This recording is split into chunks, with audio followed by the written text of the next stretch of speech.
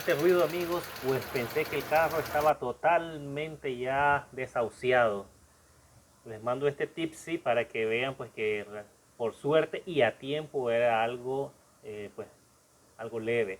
Si ven, eran los balancines y los botadores, ¿verdad? El que hacía este ruido, uno de ellos estaba trabado totalmente, no estaba lubricando bien, y aquí te enseño cómo detectarlo.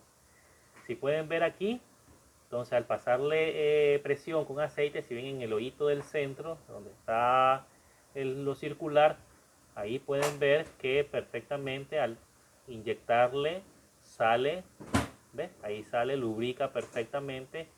Y les voy a enseñar ahora el que estaba malo, que si ustedes pueden ver ahorita, al hacerle presión por el hoyito del centro no sale absolutamente nada. El gran problema era esto que se llama balancín. El balancín estaba, por así decirlo, trabado. Si ustedes pueden ver ahí, este balancín no lubricaba, pues no sacaba el aceite. Y si pueden ver ahí a la orillita en el botador, hasta como que estaba pegando, porque se ve en esta orillita de ahí.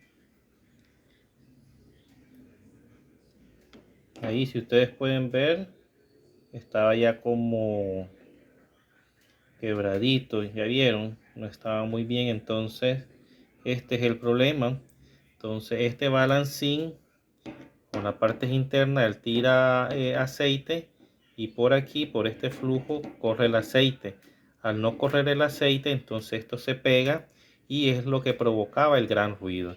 Entonces se tuvo que cambiar toda esta pieza para poder dar solución. Ok, después de hacer el trabajo del cambio, escuchen qué finito se escucha, estable. Y bueno, mis amigos, espero les haya gustado este tips, ¿verdad?